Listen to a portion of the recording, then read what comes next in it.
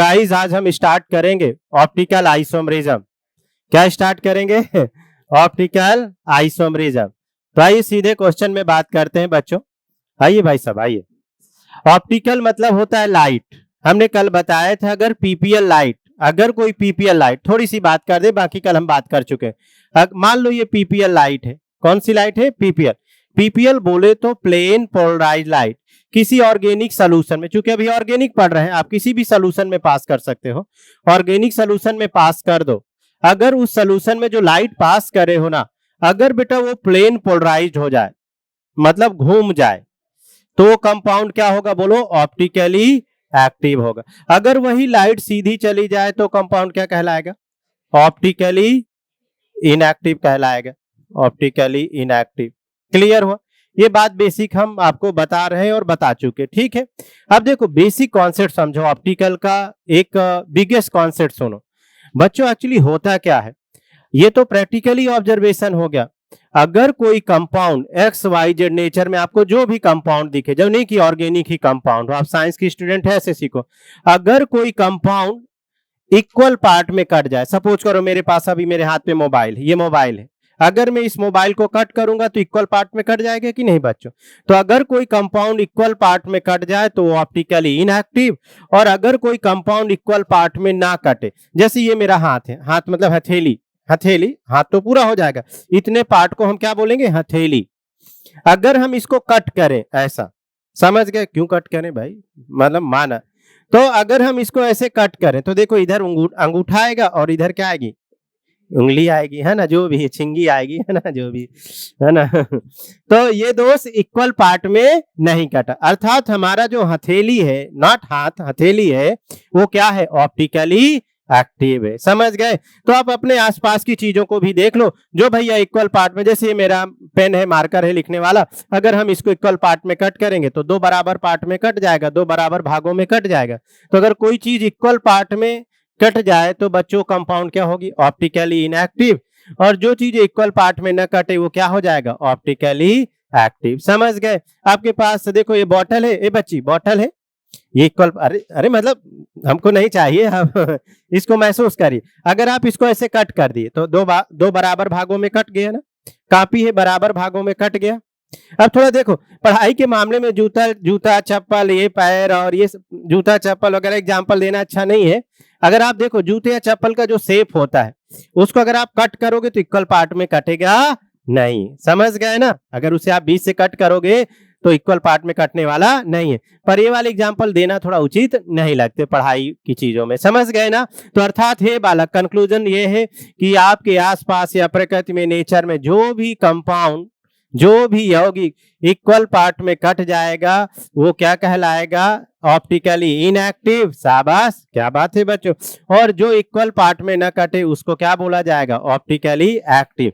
इसीलिए हे बालक, आप सब कभी देखे होंगे जो एनसीईआरटी में एक डायग्राम बना, हाथ का डायग्राम, कभी किसी ने देखा होगा। तो हाथ का डायग्राम, हथेली को बोलते हैं इंग्लिश में कायरलिटी। क्या बोलते हैं? Chiral. Chiral, not chiral. Chiral मतलब होता है हथेली, और वहीं कायरल से क्या गई? कायरलिटी। किरल कार्बन, जिसको आप हिंदी में बोलते हो, क्या बोलते हो? किरल कार्बन। समझ गए? तो कायरल कार्बन होने के लिए चारों ग्रुप क्या होना चाहिए? अलग। अब हम मुद्दे में आ जाए, ये कार्बन से, और एक ये हाइड्रोजन, एक ये OH और एक ये COOH। अब देखो इस कार्बन से बेटा चारों ग्रुप अलग अलग जुड़े। अगर कोई सेंट्रल एटम से चारों ग्रुप अलग अलग है तो वो कंपाउंड क्या है? ऑप्टिकली एक्टिव है, क्योंकि उसके पास कायरल सेंटर है। उसके पास क्या है? कायरल सेंटर है। कायरलिटी है या कायरल है। समझ गए? तो ये कंपाउंड क्या हो गया? ऑप्टिकली एक्टिव हो गया। अगर यहीं पर बच्चों ये देखो, मैं दूसरा केस ले लूं, ये H, ये OH, ये OH। अब इसे आप कायरल नहीं बोलोगे। क्यों नहीं कायरल बोलोगे? क्योंकि इससे दो ग्रुप क्या हो गए? सेम। जबकि कायरल सेंटर होने के लिए चारों ग्रुप क्या होना चाहिए? अलग अलग। तो इसके पास बेटा कायरल सेंटर नहीं, अर्थात ये क्या हो गया? ऑप्टिकली इनएक्टिव हो गया। तो कायरल शब्द आप समझ गए कहां से आया? इनएक्टिव आया। पहले बेसिक इंफॉर्मेशन हम आप सबको दे रहे हैं, बड़ा इंपॉर्टेंट टॉपिक है प्रकाशी समवायता।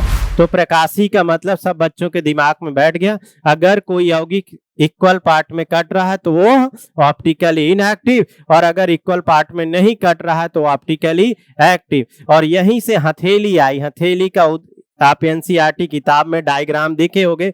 अब हाथ का मैं डायग्राम बना नहीं पाऊंगा क्योंकि इतना अच्छा मेरा ड्राइंग नहीं है, पर मैं हाथ के बदले कोई दूसरा आसान वाला बना देता हूँ। ये पी तो बना ही सकता हूँ, कभी ना कभी तो जीवन में एबीसीडी तो पढ़ा ही होगा, पढ़ा ही होंगे हम या और आप, समझ गए। तो देखो दोस्तों, ए लड़के, पी को अगर हम कट करेंगे क्या इक्वल पार्ट में कटेगा? नहीं कटेगा। शाबाश, समझे कि नहीं? अर्थात हे बालको, ये कंपाउंड क्या है? ऑप्टिकली एक्टिव है। और जरा गुरु देखो, गुरु भाई, गुरु, ओहो शाबाश। अगर हम ये हाइड्रोजन ले लिए, क्या ले लिए? हाइड्रोजन। दोस्तों अब देखो, देखो अगर हम इसको इक्वल पार्ट में कट कर दें एच को तो कट जाएगा, जितना इधर उतना उधर। अर्थात हे बालक, ये कंपाउंड क्या है? Optically inactive. अब कितने सारे उदाहरण एक ही बात को सीखने के लिए लोगे, नोट करो, आगे बढ़ते हैं। तो निष्कर्ष में पहुंच गए सारे बच्चे। प्रकाशी सक्रिय, ओए लड़के सुनो, प्रकाशी सक्रिय होने के लिए क्या होना चाहिए? कहां गया? Chiral centre. और कायरल सेंटर होने के लिए क्या होना चाहिए? चारों ग्रुप अलग अलग। क्या बात है, जहां भी सेम हो गए उसके पास कायरल सेंटर नहीं, अर्थात वो ऑप्टिकली इनएक्टिव। ओके, अब देखो, मुझे कुछ मैं एग्जांपल आप सबको दे रहा हूं, मुझे आप सब बताएंगे कौन कौन सा यौगिक एक्टिव है, कौन सा इनएक्टिव, सिर्फ ये बताना। क्योंकि सबसे पहले आपको यही देखना है कि कौन सा कंपाउंड एक्टिव है और कौन सा इनएक्टिव। बच्चों बताओ, ये कंपाउंड क्या है, एक्टिव कि इनएक्टिव? बोलो। एक्टिव। एक्टिव कैसे एक्टिव? ये कार्बन और इस कार्बन से चारों तरफ जाइए, चारों तरफ अलग अलग ग्रुप हो गए कि नहीं? अगर अलग अलग ग्रुप हो गए तो उसके पास क्या हो गया बेटा? Chiral centre. अगर कायरल सेंटर है तो वो कंपाउंड क्या है? ऑप्टिकली एक्टिव है। बस इतनी सी बात है, समझ गए। और देखो जरा, CHO, NH2, H और CH3, बताओ एक्टिव कि इनएक्टिव? एक्टिव। क्यों? क्योंकि इसके पास क्या आ गया? कायरल सेंटर आ गया। कायरल सेंटर आ गया तो कंपाउंड क्या हो गया? Optically active. पहले बेसिक बात यही समझो सारे बच्चे, बेसिक बात यही आप समझें। बोलो बताओ, एक्टिव कि इनएक्टिव? तो ये ऑप्टिकली इनएक्टिव, क्योंकि दो ग्रुप क्या हो गए?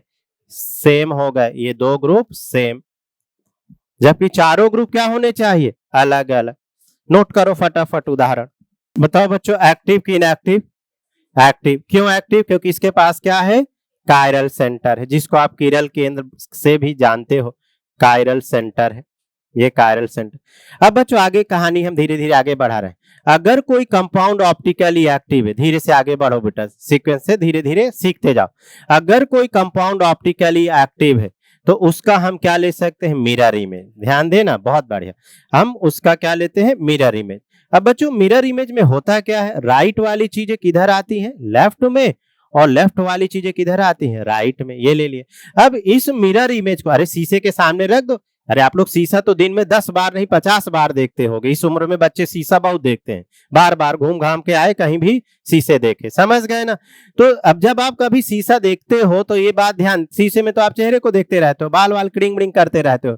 कभी आप नोटिस करिएगा, शीशे के सामने जब आप खड़े होंगे तो लेफ्ट वाला राइट में दिखेगा हाथ, और राइट वाला लेफ्ट में दिखेगा, समझ गए? कभी ऐसा नहीं होता कि सिर नीचे दिखे और पैर ऊपर दिखे, समझ गए? तो मिरर इमेज का मतलब लेफ्ट वाली चीजें राइट में दिखेंगी और राइट वाले लेफ्ट में। तो देखो ना, हे बालक, राइट वाला किधर दिखा? लेफ्ट में, समझ गए ना? और लेफ्ट वाला राइट में। ये हो गया मिरर इमेज। अब बात को समझो बच्चों, इस मिरर इमेज को, अरे बच्चों बात मत करो, इस मिरर इमेज को उठा के इसके ऊपर रख दो। रख दिया। जैसे ही हम इसको इसके ऊपर रख दिए तो ये mirror image non super impose. जैसे ये हथेली, अरे वाह बहुत अच्छा एग्जाम्पल, तो हमारे हाथ में है, हाथ मतलब हथेली में, हथेली मतलब कायरल में। अब इसको अगर हम शीशे के सामने रखें बच्चों, ये हथेली को शीशे के सामने, ये शीशा लगा दिया, तो इसका मिरर इमेज ये आएगा। ये राइट वाला लेफ्ट की तरफ अंगूठा दिखा कि नहीं? ये मिरर। अब इस मिरर इमेज को उठा के ये इसके ऊपर रख दिए तो नॉन सुपर इम्पोज हो गया। देखो ना, ये उंगली अंगूठे के ऊपर आई कि नहीं? और अगर मैं इसको ऐसे रख देता तो सुपर इम्पोज हो गया, उंगली के ऊपर उंगली, अंगूठे के ऊपर अंगूठा, हथेली, समझ गए ना? तो ये मिरर इमेज चूंकि मैं ले रहा हूं तो मिरर इमेज ये रख दिया, तो ये क्या कहलाया? Non super impose. समझ गए? मतलब हिंदी में बोलते हैं अध्यारोपित ना हो, समझे कि नहीं? तो अरे यहां भी देखो, ये उठा के ये रख दिया, ये उठाया, ये खटाक, OH के ऊपर क्या आएगा, H आएगा। तो बच्चों mirror image non super impose क्या कहलाता है, इनएंशियोमर कहलाता है। अब बात को समझो, क्या कहलाता है दोस्तों, इनएंशियोमर। समझे? तो एक यहाँ शब्द आपको क्या सीखने को मिला, इनएंशियोमर। अब आप देखो किसी का भी मिरर इमेज नहीं ले लोगे, हे बालक, मिरर इमेज उसी का लोगे जो कंपाउंड क्या हो, ऑप्टिकली एक्टिव। पता चले आप इसका मिरर इमेज लेने लगे, वाह वाह वाह वाह वाह। ये भैया हर किसी का मिरर इमेज नहीं लेना है, वह कंपाउंड का मिरर, पहले इसको पहचानो, इसको पहचानो, एक्टिव की इनएक्टिव, इनएक्टिव, शाबाश। अगर ये इनएक्टिव है तो बेटा इसका मिरर इमेज नहीं ले सकते, हमेशा किसका मिरर इमेज लिया जाता है, ऑप्टिकली एक्टिव। बहुत सुंदर। तो ये तो इनएक्टिव है, क्यों मिरर इमेज ले, तो अच्छा सुंदर, क्या नोट करो गाइस, हम आपके सामने बहुत अच्छा सवाल फिर प्रस्तुत करने वाले हैं, जो त्रुटियां हो क्षमा करेंगे। बोलो, एक्टिव कि इनएक्टिव, एक्टिव। अगर एक्टिव है तो कायरल सेंटर है, एक्टिव है तो उसका हम क्या ले सकते हैं, मिरर इमेज। मिरर इमेज लेंगे तो राइट वाला लेफ्ट में और लेफ्ट वाला राइट में, क्या बात है। Mirror image non super impose क्या कहलाता है, इनएंशियोमर। समझ गए? इनएंशियोमर का मतलब समझो बच्चों, ये जिस बिलियन में मिलेंगे ना, दोनों बराबर मात्रा में मिलेंगे, जितना ये मिलेगा उतना ही तो उसका मिरर इमेज मिल रहा है। ऐसा थोड़ा ना कि थोड़ा सा मिरर आ रहा है, कम आ रहा है, आधा आ रहा है, पूरा का पूरा मिरर इमेज आ रहा है। अर्थात हे बालक, दोनों का मिरर इमेज कितना बिलियन में मिलेगा, बराबर बराबर, 50-50%। समझ गए? तो जब बिलियन में बराबर मात्रा में मिलते हैं, हे बालकों, जब ये जोड़े बिलियन में बराबर मात्रा में मिलते हैं तो इनके बॉइलिंग और मेल्टिंग पॉइंट क्या होते हैं, बताओ, बराबर होते हैं। शाबाश, समझ गए? तो कई बार ऐसा सवाल थ्योरी में बहुत अच्छा पूछा गया कि एंशियोमर के पेयरों का बॉइलिंग पॉइंट क्या होता है। समझे? तो दोनों के बॉइलिंग और मेल्टिंग पॉइंट क्या होते हैं, समान होते हैं। दुष्ट असमान कोई बोल रहा है, राक्षस, ऐसा गलत बात मत बोलो। नोट करो और ये नोट लगा के पॉइंट भी लिखिए। पहली बात बच्चों, पहले पॉइंट पे हमने बेसिक बात क्लियर की, थोड़ा दूसरा पॉइंट पे आते हैं, फटाफट जल्दी से नोट करो बच्चों। आप लोगों ने एग्जाम पहले, इसलिए मैंने एग्जाम्पल के बेसिक क्वेश्चन कराए तो आप सबको दिखे। आप सबने नोटिस किया होगा जो हम बोर्ड में एग्जाम्पल लेके आए वो sp3 हाइब्रिडाइज थे कि sp2 थे, sp3 हाइब्रिडाइज थे बच्चों। तो जो भी हम ऑप्टिकली एक्टिविटी देखते हैं बेसिकली अधिकांशतया वो कहां पर देखते हैं, sp3 हाइब्रिडाइज में देखते हैं। समझ गए? अगर sp3 हाइब्रिडाइज होगा, आगे हम बढ़ रहे हैं, नोट हो गया कि नहीं बच्चों? ऑप्टिकली एक्टिविटी प्रकाशी समावता सामान्यतः हम sp3, नेक्स्ट पॉइंट पे अगर हम बात करें sp3 हाइब्रिडाइज में देखते हैं। अगर sp3 हाइब्रिडाइज होगा तो दोस्तों मॉलिक्यूल क्या होगा, टेट्राहेड्रल होगा, टेट्राहेड्रल। समझ गए? मान लो कि ये बी ए है तो ये बी है, ये सी है और ये डी है, चारों ग्रुप अलग अलग हो गए कि नहीं, और चारों ग्रुप अलग अलग हो गए तो कंपाउंड क्या हो गया, ऑप्टिकली एक्टिव हो गए।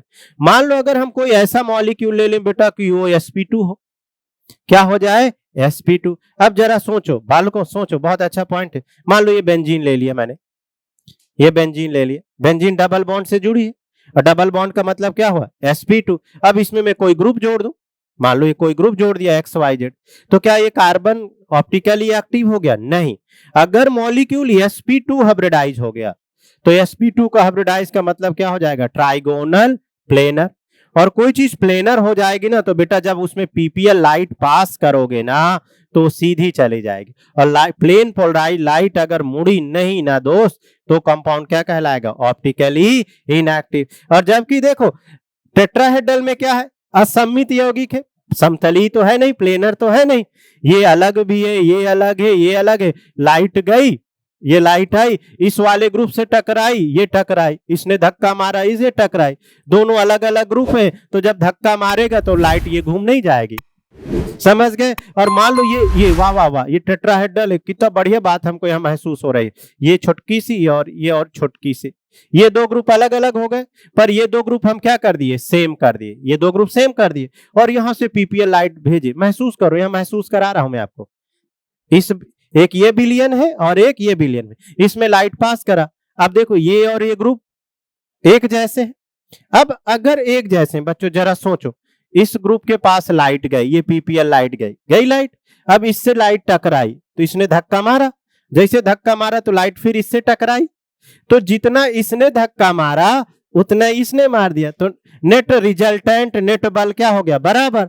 जब बराबर हो गया तो लाइट सीधी नहीं चली जाएगी। इसलिए हे बालक, दो ग्रुप समान होते हैं तो हम क्या बोल देते हैं, इनएक्टिव। सच्चाई क्या है, जितना उस वाले ग्रुप ने धक्का मारा उतना ही बगल वाला ही वैसा ही है, समान है, उसने उतना मार दिया तो लाइट किधर चली गई, सीधी चली गई। समझ गए। तो यहाँ भी केस क्लियर हो गया कि दो ग्रुप समान है तो क्यों इनएक्टिव, और यहाँ भी क्लियर हो गया कि अगर कोई कार्बन sp2 हाइब्रिडाइज है तो ऑप्टिकली इनएक्टिव क्यों। sp2 हाइब्रिडाइज है मतलब प्लेनर है, समतली, और समतल में बेटा लाइट सीधी चली जाएगी। सारा खेल किसका है, लाइट का, क्योंकि नाम ही इसका है प्रकाशी समतली। लाइट मतलब जिसको आप रोशनी बोल रहे थे, तो रोशनी अगर सीधी चली गई, समझे, तो सीधी, और रोशनी अगर मुड़ गई तो एक्टिव हो गया, एक्टिव है ना। हाँ बस, तो आगे बढ़े दोस्तों। तो जहां रोशनी घूमी ऑप्टिकली एक्टिव, जहां रोशनी सीधी चली गई ऑप्टिकली इनएक्टिव। फिर मत पीछे पड़ो, समझ गए, आगे आ जाओ। हाँ, तो वाह वाह वाह वाह वाह, तो क्लियर। तो अब बच्चों हम बहुत अच्छे केस में आ रहे हैं। अब देखो ये जो कहानी इतना सारा सिखा डाला, एक ही क्वेश्चन से ना ढेर सारे हम कॉन्सेप्ट क्लियर करने वाले हैं, समझ गए ना। एक ही क्वेश्चन से बहुत सारा प्रकाशी समवायता, तो हम प्रयास करते हैं। ये सब हमने बच्चों माहौल बनाया आपको बताने को, किस तरीके से मन में लाने की कोशिश करी, पर जो कसर बाकी, एक ही उदाहरण से मैं बहुत सारे केस ही आपको सिखाने का प्रयास कर रहा हूं। ये हमने कोई डब्बा डुब्बी ले लिया और इस डब्बा डुब्बी में एक ये केस ले लिया, वाह वाह वाह वाह वाह वाह, ये डबल बॉन्ड हो, ये एक ठो ये ऐसा ग्रुप जोड़ देते हैं, और इससे थोड़ा सा ये क्रिंग मड़िंग, ये ऐसा जोड़ देते हैं, इससे भी ये क्रिंग मड़िंग, और ये XYZ, इतना सफिशियंट है। अब बच्चों यहाँ पर हमें ये देखना है, इस एक क्वेश्चन से बहुत सारे हम कॉन्सेप्ट आपको सिखाने वाले। बेटा ये इतना बकबक इसलिए कर रहे हैं, इसी प्रकार के सवाल एग्जाम में पूछे जाते हैं। तो हम आपके अंदर पहले सारे भावनाओं को उतारने की कोशिश कर रहे हैं कि प्रकाशी समवायता कहाँ और कैसे महसूस करते हैं और कैसे देखते हैं। ऐसा मैंने प्रयास किया, उसी प्रयास में ये क्वेश्चन और आपको कमी को दूर करेगा या और सिखाने वाला है। देखो बच्चों, मेरा ये प्रश्न ऐसा है ये क्वेश्चन में कि इसमें टोटल कितने कायरल सेंटर हैं, या कौन कौन सा एटम ऑप्टिकली एक्टिव है। तो चलो कैसे देखते हैं। ऑप्टिकली एक्टिव देखने के लिए क्या देखते हैं बेटा, कायरल सेंटर। तो देखो ये वाला कार्बन बेटा क्या हो गया, sp2। तो sp2 में ऑप्टिकली एक्टिविटी नहीं देखते क्योंकि लाइट सीधी चली जाएगी, बहुत बढ़िया। इसके बाद आओ ये वाला, ये भी sp2, बहुत बढ़िया। अब बेटा इस वाले कार्बन पे आओ, देखो ये कायरल हो गया। अब कायरल देखने के लिए कैसे देखते हैं, उसका एटम से चारों तरफ देखो, ये बड़का सा ग्रुप अलग, ये क्लोरीन अलग, मिथाइल अलग, और इससे हाइड्रोजन जुड़ा अलग, चारों ग्रुप अलग अलग, तो एक ये कायरल सेंटर। अब यहाँ आओ, ये वाला कार्बन भी डबल बॉन्ड, ये वाला कार्बन डबल बॉन्ड, sp2। यहाँ आओ, इससे दो ग्रुप क्या हो गए, सेम, ये हाइड्रोजन से पूरे मॉलिक्यूल्स में देखना। और कैसे देखते हैं, चलो अब इसमें आते हैं, ये वाले कार्बन में इधर जाएं अगर हम, तो इधर गए, एक इधर अलग डब्बा मिला, अरे इधर बेंजीन मिली तो ये ग्रुप अलग, और इधर गए तो ये साइक्लोहेक्सेन, ये अलग डब्बा, तो ये इधर वाला अलग ग्रुप। भाई उसका एटम से बेटा चारों तरफ जाया जाता है, तो इधर गए तो ये वाला रिंग मिला, इधर गए तो बेंजीन रिंग मिली, तो ये दो ग्रुप अलग हो गए, इधर गए ये ग्रुप अलग हो गया, और इससे एक हाइड्रोजन छिपा हुआ है वो अलग हो गया, चारों ग्रुप अलग अलग हो गए, तो एक ये कायरल सेंटर। तो ऐसे ढूंढ ढूंढ के कायरल सेंटर हमें निकालना है। ये बहुत अच्छा सवाल, एक ही सवाल से बहुत अच्छे सीखने को मिले। चलो यहाँ पर आओ, ये वाला बोलो एक्टिव की इनएक्टिव वाला परमाणु एटम एक्टिव है, क्यों, क्योंकि इसके पास बेटा कायरल सेंटर है। कायरल सेंटर होने के लिए क्या होना चाहिए, बोलो जल्दी से, चारों ग्रुप अलग, ये अलग ग्रुप, ये मिथाइल अलग, और ये पूरा ग्रुप अलग, और इससे जो छिपा हुआ हाइड्रोजन है वो अलग, तो ये कार्बन क्या हो गया, कायरल सेंटर हो गया। चलो बगल में आओ, वाह वाह, ये दिख ही रहा है दोस्तों, देख के ही पहचान लिया करो, दो ग्रुप सेम हो गए तो कंपाउंड कायरल नहीं होगा। ये वाला भी देखो, ये भी कायरल है। कैसे बच्चों, कैसे, इधर गए तो C डबल बॉन्ड, इधर गए तो बेंजीन मिला, ये दो ग्रुप अलग, इधर गए तो ये वाली रिंग मिली, ये ग्रुप अलग, और एक इससे हाइड्रोजन, ये अलग, चार ग्रुप अलग अलग। समझ गए, तो कायरल सेंटर। अब बच्चों यहाँ पर देखो, ये लोन पेयर किस में जा रहा है, रिजोनेंस में। अगर देखो यहाँ एक नया कॉन्सेप्ट सीखने को मिला, सभी बच्चों को बहुत अच्छा सीखने को मिला। जब भी बच्चों लोन पेयर रिजोनेंस में जाएगा फिर वो ऑप्टिकली एक्टिव नहीं होगा, क्योंकि लोन पेयर रिजोनेंस में गया तो उसे कायरल सेंटर में नहीं गिनेंगे। समझ गए ना? हाँ, अगर ये लोन पेयर रिजोनेंस में नहीं जाता तो फिर एक ये कायरल सेंटर हो जाता है। कैसे? हाइड्रोजन अलग, ये ग्रुप अलग, ये वाला ग्रुप अलग और लोन पेयर अलग, तो चारों ग्रुप क्या हो जाते? अलग अलग। पर इस नाइट्रोजन का लोन पेयर किस में जा रहा है बेटा? अनुनाद में। तो ये लोन पेयर तो 3 ग्रुप में थोड़ा ना कायरल देखोगे, किस में देखोगे? 4 में। समझे कि नहीं? तो ये कंपाउंड, ये वाला एटम ऑप्टिकली इनएक्टिव। ये सी डबल बॉन्ड है, ये क्या हो गया?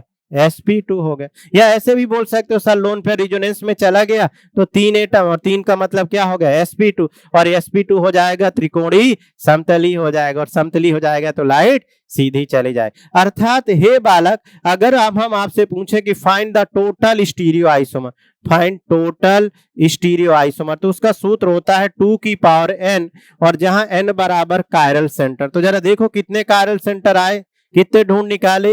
1 2 3 और 1 4, तो 2 की पावर 4। तो टोटल कितना हो गया बच्चों? 16 हो गए। बहुत बढ़िया रे, वाह, शाबाश। जरा एक बार देख लो, 2 दूना 4, 4 दूनाई 8, 8 दूनाई 16। बहुत बढ़िया। तो टोटल स्टीरियो आइसोमर कितने हो गए? 18। तो बच्चों हमें यहाँ बहुत सारी चीजें सीखने को मिली, नोट करिए। अब अगले आगे बढ़ते हैं बच्चे, नोट कर लिए होंगे बच्चों। हमारा तीसरा पॉइंट है, केस दूसरे के बाद तीसरा पॉइंट, ये केस थर्ड। पहले ध्यान से सुनो। क्या बच्चों, क्या ऑप्टिकली एक्टिव होने के लिए, दोस्तों, क्या ऑप्टिकली एक्टिव होने के लिए चारों ग्रुप अलग अलग होना जरूरी है?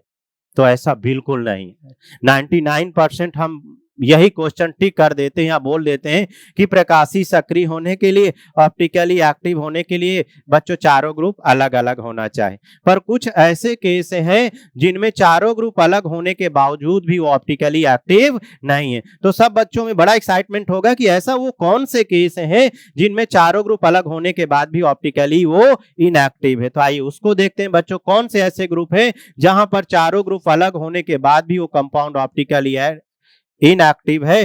तो गाइस ये रहा, it is tertiary amine, R1 R2 R3, और इसके पास एक क्या होता है? Lone pair. ये चारों ग्रुप अलग अलग होने के बाद भी ये कंपाउंड ऑप्टिकली एक्टिव नहीं है। क्यों नहीं है? क्योंकि ये जिस विलयन में ऑप्टिकली एक्टिविटी देखते हैं, प्रकाशीय समवायिकता देखते हैं, वो बड़ी तेजी से घूमता है। मतलब समझ गए? तो ये बनाता है ऐसा कुछ, ये नाइट्रोजन से ये लोन पेयर ऐसा, और ये R1, ये R2 और ये R3। तो ये बहुत डायनेमिक नेचर होता है। डायनेमिक मतलब गतिकी होता है, गतिकी मतलब बहुत फास्ट, इससे और फिर इससे। तो इतना फास्ट ये रिएक्टेंट प्रोडक्ट रिएक्टेंट, जिससे ऑप्टिकली एक्टिविटी को ऑब्जर्व कर पाना, महसूस कर पाना, समझ पाना बहुत मुश्किल होता है, बहुत डिफिकल्ट होता है। तो बेटा ये एक ऐसा केस है, टर्सरी अमाइन इसे बोलते हैं, जो चारों ग्रुप अलग होने के बावजूद भी ये क्या है? ऑप्टिकली इनएक्टिव है। समझे पहली बात? हाँ, अगर यही क्वाटनरी अमाइन आती, क्वाटनरी मतलब 4 बॉन्ड, टर्सरी मतलब 3 बॉन्ड, मान लो R1 R2 R3 और ये R4, ये क्वाटनरी अमाइन है जो ऑप्टिकली एक्टिव। ये वाली क्यों ऑप्टिकली एक्टिव हो गई? क्योंकि चारों ग्रुप बेटा क्या हो गए? अलग अलग। देखो ना, R1 R2 R3 and R4। तो quaternary amine is optically active, but tertiary amine is optically inactive due to dynamic nature, due to गति। चलो बच्चों, अगर हम दो चलिए पहला क्वेश्चन लेते हैं। ये बेसिक क्वेश्चन है, ये 2007 में जेई में पूछा गया था, हमको याद है उस साल का एक क्वेश्चन। और क्या क्वेश्चन है आइए समझते हैं बच्चों। ऐसे क्वेश्चन लिख के आएगा, और क्वेश्चन पूछ रहा था, क्या पूछा कि फाइंड मतलब बताओ, find the total stereo isomer, इसके कितने टोटल स्टीरियो आइसोमर बनेंगे। तो दोस्तों स्टीरियो आइसोमर बनने के लिए, देखने के लिए सबसे पहले बेटा क्या देखते हैं? Chiral centre. और कायरल सेंटर कैसे देखते हैं? हमने आपको सिखाया, ये कार्बन पकड़ो, ये मिथाइल अलग, ये क्लोरीन अलग, ये हाइड्रोजन अलग, और ये ग्रुप अलग, चारों ग्रुप अलग अलग हो गए, मींस ये कायरल सेंटर। अब चलो इसके प्रति देखो, इस कार्बन के रेस्पेक्ट में ये मिथाइल अलग, क्लोरीन अलग, ये बड़का ग्रुप अलग और हाइड्रोजन अलग। तो 2 कायरल सेंटर दिख गए। अब जब 2 कायरल सेंटर हो गए तो इसके टोटल आइसोमर कैसे बना करके देखते हैं, वो आओ बच्चों सीखते हैं। क्लियर? तो देखो ये ऐसा सवाल दिया रहेगा, इसका हम बनाएंगे फिशर प्रोजेक्शन। फिशर प्रोजेक्शन बनाने के लिए एक सीधी लाइन खींचते हैं। क्या खींचते हैं बच्चों? एक सीधी लाइन। कितने कायरल सेंटर हैं? 2। जितने कायरल सेंटर हैं उतनी हॉरिजेंटल लाइन, मतलब क्षैतिज लाइन। बच्चों ये फिशर का बनाने का नियम है। नंबरिंग कर दो आईयूपीएसी से, ये वाला आसान आईयूपीएसी है। जब आप नंबरिंग करते हो तो जो पहला नंबर वाला कार्बन है गाइस, जो पहला नंबर वाला कार्बन है उसको सबसे टॉप में रखते हैं, ऊपर में रखते हैं, समझ गए? तो इसलिए पहला नंबर। यहाँ चूंकि सिमेट्रिकल था, अभी मैं ऐसा क्वेश्चन ले लूंगा, ये देखो मान लो ऐसा ले लेता, तो अब आपकी चलेगी नहीं कि कोई सा भी कार्बन ऊपर रखो या नीचे, अब रूल चलेगा फिशर का। ये एग्जाम ने पूछा था कि दिए हुए क्वेश्चन का सही फिशर प्रोजेक्शन कौन सा है। चूंकि बच्चों को यही नहीं पता रहता, कुछ भी फिशर बना देते। फिशर का मतलब एक लाइन, ये वो नहीं भाई साहब। रूल क्या है? सबसे पहले आईयूपीएसी अनुसार नंबरिंग दो, 1 2 3 4 5। पहला कार्बन को कहां रखने वाले हो? ऊपर। अब आपको फिक्स हो गया कि मिथाइल कहां रहेगा? ऊपर। तो फिर ये बचा हुआ इथाइल कहां रहने वाला है? नीचे। समझ गए? साबा। वापस आओ अपने क्वेश्चन में। तो बच्चों नंबरिंग कर दिया। जो फंक्शनल ग्रुप है पहले प्रयास से हम उनको राइट डायरेक्शन पे रखें, है ना। जब फिशर प्रोजेक्शन का शुरुआत करते हैं तो एक ये पहले, ये क्लोरीन, ये राइट डायरेक्शन पे, तो हाइड्रोजन इधर बेटा, एक ये क्लोरीन, तो ये राइट डायरेक्शन पे, एक ये हाइड्रोजन, ये बन गया फिशर प्रोजेक्शन। अब इसके टोटल आइसोमर हमें बनाने हैं, तो टोटल बनाने के लिए अब हम क्या करने वाले हैं? किसी एक कायरल सेंटर को बेटा फिक्स कर दिए। एक ये कायरल था और एक ये था, एक को फिक्स करके दूसरे वाले कायरल सेंटर को पलट दो। पलट दिया, ये पलट दिए, और फिर हम इसका क्या ले लिए? मिरर इमेज ले लिए। क्या ले लिए बच्चों? Mirror image. जब हमने इसका मिरर इमेज लिया, सब लोग सीख जाओगे, घबराना मत। ये वाला Cl इधर, ये वाला H इधर, ये H इधर, ये Cl इधर। जब हम इसका मिरर इमेज लिए तो मिरर इमेज क्या कहलाता है बताओ? इनएंशियोमर। इनएंशियोमर क्यों? क्योंकि इसको उठा के इसके ऊपर रखोगे तो क्या कहलाएगा? Non super impose. और नॉन सुपर इम्पोज पेयर क्या कहलाता है बेटा? इनएंशियोमर। समझ गए? अब आप प्रश्न हमसे कर सकते हो, सर आपने इसका तो मिरर इमेज नहीं लिया बेटा। हमने इसका मिरर इमेज इसलिए नहीं लिया क्योंकि इसमें प्लेन ऑफ सिमेट्री है। देखो ना, इक्वल पार्ट में कट रहा है। हमने हमको बताया था ना, जैसे आप यहां से, इसमें क्या पाई गई? Plane of symmetry. तो जिन कंपाउंडों में प्लेन ऑफ सिमेट्री पाई जाएगी वो कंपाउंड ऑप्टिकली इनएक्टिव हो जाएंगे। क्या हो जाएंगे बेटा? Optically inactive. और ऑप्टिकली इनएक्टिव कंपाउंड का मिरर इमेज नहीं लेते। केवल किन कंपाउंडों का मिरर इमेज लेते हैं? ऑप्टिकली एक्टिव का। अर्थात हे बालक, यहां पर टोटल स्टीरियो आइसोमर कितने हो गए? 1 2 और ये 3। तो टोटल स्टीरियो आइसोमर 3। पहली बात, इसको हटाओ यार, तुम हटो भाई, तुम्हारी बात बाद में करेंगे। पहली बात। दूसरी बात बच्चों, इसमें इनएंशियोमर कितने? 2। अरे इनएंशियोमर इज 2, इनएंशियोमर 2। और अगर मैं बोलता इनएंशियोमर पेयर तो 1। शब्दों को गौर फरमाना। इनएंशियोमर बोला तो ये इसका इनएंशियोमर, इसी प्रकार ये इसका इनएंशियोमर, तो 2 हो गए ना। और इनएंशियोमर पेयर बोल दिया तो जोड़ा मिला के 1 हो गया दोस्तों। समझ गए? और टोटल स्टीरियो आइसोमर 3 हो गए। ठीक। अच्छा बच्चों, जिन कंपाउंडों में प्लेन ऑफ सिमेट्री पाई जाती है उनको हम मीजो कंपाउंड भी बोलते हैं। क्या बोलते हैं? मीजो। पर plane of symmetry chiral centre के साथ पाई जाए तो मीजो बोलेंगे। कायरल सेंटर के साथ प्लेन ऑफ सिमेट्री पाई जाए तो मीजो बोलेंगे। नोट करिए, CH3, ये Cl, और ये CH, ये Cl, और बच्चों ये CH2, ये CH3। इस क्वेश्चन के find the total stereo isomer, कुल त्रिविम समवायवियों की संख्या। तो जब बच्चों ऐसा क्वेश्चन आए तो सबसे पहले क्या देखना? Chiral centre. और बनाने का तरीका मैंने आपको बताया। क्या बनाओगे? पहले फिशर प्रोजेक्शन, है ना। चलो अच्छा प्रयास करो, अभी आप सबने सीखा, पहले कोशिश करो फिर मिला। भाई जिन यौगिकों में प्लेन ऑफ सिमेट्री पाई जाती उनको हम क्या बोलेंगे? मीजो। तो कौन से यौगिकों वाले को मीजो बोलोगे? जिनमें कायरल सेंटर के साथ प्लेन ऑफ सिमेट्री। मान लो देखो ए बच्चों, मान लो मैं ऐसा ले लेता, सपोज करो ये CH3, ये H, ये H, और ये H, और ये H, ये CH3। यहां भी तो प्लेन ऑफ सिमेट्री है। अरे प्लेन से कट कर दिया मैंने, ये POS है। पर इन्हें आप मीजो नहीं बोलोगे। क्यों? क्योंकि इनके पास कायरल सेंटर नहीं है। तो ये मीजो, ये प्लेन ऑफ सिमेट्री है पर मीजो नहीं है, पर मीजो नहीं है। मीजो कहां पर है? कायरल सेंटर के साथ प्लेन ऑफ सिमेट्री। हाँ तो गाइस बनाना भी तो है ये। चलो कायरल सेंटर पहले देखते हैं। एक ये कायरल सेंटर और एक ये कायरल सेंटर। दोस्तों देख लिए कायरल सेंटर? कैसे देखना सिखाए थे बच्चों? अरे इतना क्या घूर के देख रहा हो? बहुत आसान बात है भाई साहब, क्वेश्चन को ऐसे देख रहे हो जैसे कोई बहुत बड़ी बात है। अरे भैया कुछ नहीं है। कैसे? ये कार्बन देखो, ये मिथाइल अलग, ये क्लोरीन अलग, ये हाइड्रोजन अलग और ये बड़का ग्रुप अलग, चारों ग्रुप अलग अलग हो गए। अब इस कार्बन के प्रति देखो, ये क्लोरीन अलग, ये ग्रुप अलग, हाइड्रोजन अलग, ये ग्रुप अलग, चारों ग्रुप अलग हो गए। तो कितने कायरल सेंटर बच्चों दिखे? 2। अब बेटा कायरल सेंटर 2 जैसे ही दिख जाए ना आपको क्वेश्चन में, तो इसका क्या बनाना स्टार्ट करा करो? Fischer projection. चलो बनाओ फिशर प्रोजेक्शन। आपको बनाना आना चाहिए ना, कैसे इसके आइसोमर ज्ञात करते हैं। चलो बनाओ। तो इसको ऐसे कर लेते हैं। ये लो, ये सवाल था, फिर से मैं लिख देता हूं। ये CH2, ये CH3। आप इसे समेट के C2H5 भी लिख सकते हो, समेट के C2H5। जल्दी से फाइंड करके बताओ कितने टोटल आइसोमर।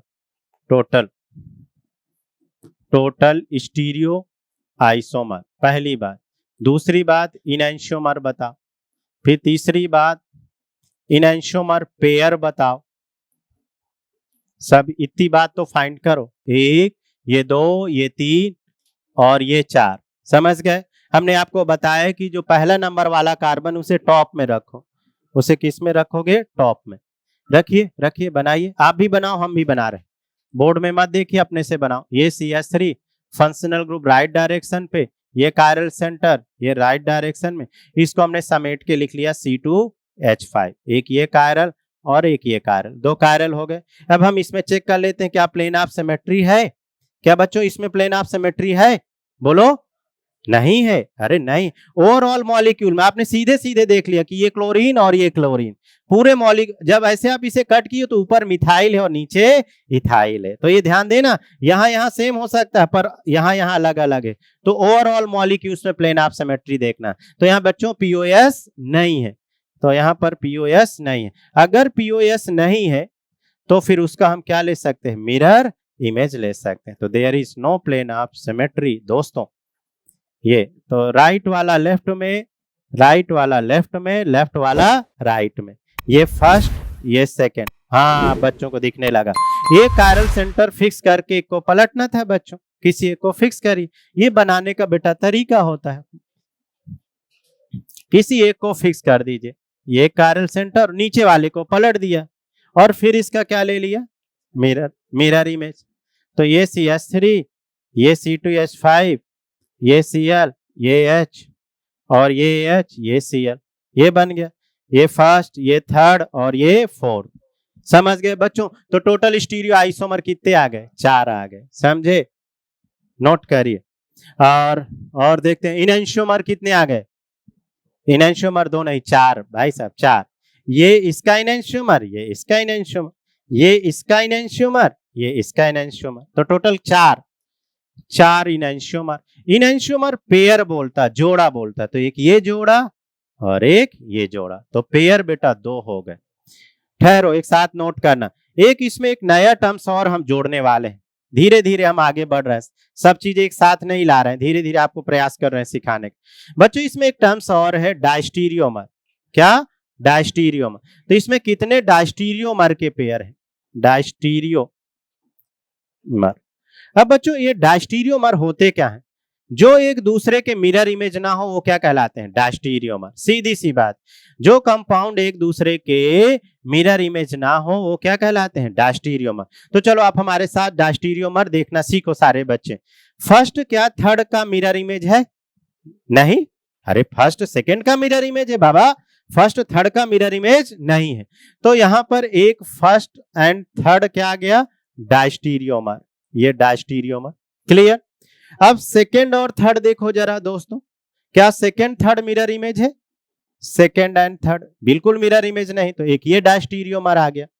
क्या फर्स्ट और फोर्थ मिरर इमेज है? अरे खुद ही देखो ना बोर्ड में, नहीं है। अरे थर्ड और फोर्थ मिरर इमेज है पर फर्स्ट और फोर्थ मिरर इमेज नहीं है, तो फर्स्ट एंड फोर्थ भी क्या हो गया? डायस्टीरियोमर। जो मिरर इमेज नहीं होते बच्चों एक दूसरे के, वो क्या कहलाते हैं? डायस्टीरियोमर। क्लियर? और कौन सा बचा है देखने को? सेकेंड और फोर्थ। सेकेंड और फोर्थ तो हाँ, सेकेंड एंड फोर्थ भी मिरर इमेज नहीं है। अरे क्या सेकेंड का फोर्थ मिरर इमेज है? नहीं, इसका मिरर इमेज तो ये है। तो सेकेंड एंड फोर्थ भी क्या हो गए, डायस्टीरियोमर। अर्थात हे बालक कितने जोड़े आ गए डायस्टीरियोमर के, 1 2 3 और 4। तो टोटल डायस्टीरियोमर कितने हो गए, 4 हो गए। नोट करो, डायस्टीरियोमर में बच्चों आपको क्या देखना है, जो एक दूसरे के मिरर इमेज ना हो। सीधी सी बात, मिरर इमेज का मतलब मैंने बताया था, शीशे के सामने रख दो। आप बताओ, आप खुद ही देखो, क्या फर्स्ट थर्ड एक दूसरे का मिरर इमेज है क्या, नहीं है। तो जो जोड़े एक दूसरे के मिरर इमेज नहीं है वो क्या कहलाते हैं, डायस्टीरियोमर। इतनी सी बात है। तो देखो फर्स्ट और थर्ड क्या हो गया था, डायस्टीरियोमर।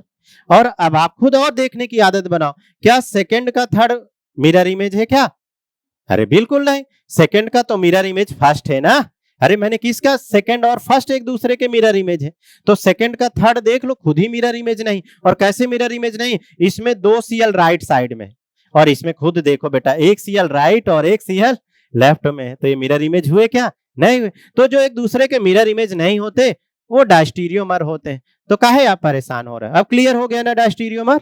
जैसे ही मैंने, ओए भाई साहब, जैसे ही हमने डायस्टीरियोमर बोला तो आधे बच्चों के चेहरे के फ्यूज उड़ गए। अरे भैया फ्यूज मत उड़ाइए, डायस्टीरियोमर बहुत आसान बात है। जिसका मिरर इमेज ना हो वो क्या कहलाते हैं, डायस्टीरियोमर। अच्छा एक और बात हम आपको बताते हैं, सिस और ट्रांस क्या एक दूसरे के मिरर इमेज है क्या, बिल्कुल नहीं। सिस और ट्रांस एक दूसरे के क्या है, मिरर इमेज है क्या, नहीं। तो सिस और ट्रांस भी क्या हो गया, डायस्टीरियोमर। मतलब सारे ज्योमेट्रिकल आइसोमर एक दूसरे के क्या होते हैं, डायस्टीरियोमर। क्योंकि ज्योमेट्रिकल आइसोमर में मिरर इमेज की कोई बात ही नहीं होती। समझ गए, तो ये पॉइंट भी देख क्या रहा हो, लिख लो इसको भी। जब कोई भी अच्छी बात है कि ज्योमेट्रिकल आइसोमर या सिस और ट्रांस एक दूसरे के डायस्टीरियोमर होते हैं, एक दूसरे के बेटा क्या होते हैं, डायस्टीरियोमर। क्यों वो डायस्टीरियोमर होते हैं, क्योंकि वो एक दूसरे के मिरर इमेज नहीं होते। शाबाश। तो ये रहा COOH, वाह वाह। और ये CH, ये OH, ये CH, ये OH और ये COOH। तो ये find the number of total stereo isomer, पहली बात। दूसरी बात, इनएंशियोमर फाइंड करो। तीसरी बात, इनएंशियोमर पेयर फाइंड करो। और चौथी बात, डायस्टीरियोमर फाइंड करो। डायस्टीरियोमर निकालो। चलो तो निकाल बच्चों, ऐसे प्रश्न को करने के लिए क्या बनाओगे, फिशर प्रोजेक्शन। फिशर प्रोजेक्शन बनाने के लिए क्या करोगे, आईयूपीएसी में नंबरिंग। तो COOH को पहला नंबर, ये कार्बन दूसरा, ये तीसरा और ये चौथा। चलिए बनाओ। चलो अब हम बनाना स्टार्ट करते हैं और आप सब मैच कराओ। तो सबसे पहले बच्चों हम फिशर प्रोजेक्शन बनाते हैं। ये OH, ये H और ये OH, एक ये कायरल और एक ये कायरल। किसी एक ग्रुप को फिक्स करके, किसी एक कायरल सेंटर को हमने फिक्स कर दिया बच्चों, और एक को पलट दिया, ये पलट दिया, वाह वाह, ये पलट दिया। अब इसका हम क्या ले लिए बच्चों, मिरर इमेज। जब हम इसका मिरर इमेज लिए तो राइट वाले लेफ्ट में आ गए और लेफ्ट वाले राइट में, ये H इधर तो OH इधर, ये हो गया। बोलो सर आपने इसका मिरर इमेज नहीं लिया। बच्चों हम इसका मिरर इमेज इसलिए नहीं लिए क्योंकि यहां पर क्या पाई गई, प्लेन ऑफ सिमेट्री पाई गई। अगर किसी कंपाउंड में प्लेन ऑफ सिमेट्री पाई जाती है तो उसकी कायरलिटी रिड्यूस हो जाती है, कायरलिटी नष्ट हो जाएगी, अर्थात वो कंपाउंड ऑप्टिकली इनएक्टिव हो जाएंगे और इनएक्टिव कंपाउंड का मिरर इमेज नहीं लेते। समझ गए दोस्तों, पहली बात। दूसरी बात, इस कंपाउंड को आप मीजो भी बोल सकते हो। क्यों इसको हम मीजो बोल रहे हैं, क्योंकि कायरल सेंटर के साथ प्लेन ऑफ सिमेट्री। ये बात ध्यान देना बच्चों, ठीक है, गुड। तो इसके टोटल स्टीरियो आइसोमर कितने बन गए, 1 2 3। तो ये टोटल स्टीरियो आइसोमर 3। इनएंशियोमर कितने बने, 2। अच्छा इनको नंबर दे देता हूं बच्चों, फर्स्ट सेकेंड थर्ड। तो सेकेंड और थर्ड ये 2 इनएंशियोमर हो गए। इनएंशियोमर पेयर कितना हो गया, 1 हो गया, शाबाश। डायस्टीरियोमर बच्चों यहां आपने नहीं बोला है, डायस्टीरियोमर देखो कैसे देखते हैं, क्या फर्स्ट सेकंड का मिरर इमेज है, नहीं है। तो फर्स्ट और सेकंड क्या हो गया, डायस्टीरियोमर। तो एक ये डायस्टीरियोमर पेयर आ गया। क्या फर्स्ट और थर्ड मिरर इमेज है, नहीं है। तो कितने डायस्टीरियोमर के पेयर, 2, सिर्फ और सिर्फ 2 बेटा। तो डायस्टीरियोमर 2 हो गए, समझे। नोट करिए बच्चों, CHO, ये OH, ये CH, ये OH और ये CH2OH। टोटल स्टीरियो आइसोमर पहली बात, दूसरा इनेंशियोमर, तीसरा मीजो कितने हैं बताओ, चौथा डायस्टीरियोमर। ये आपका प्रश्न, इसको घर से बना के लाना।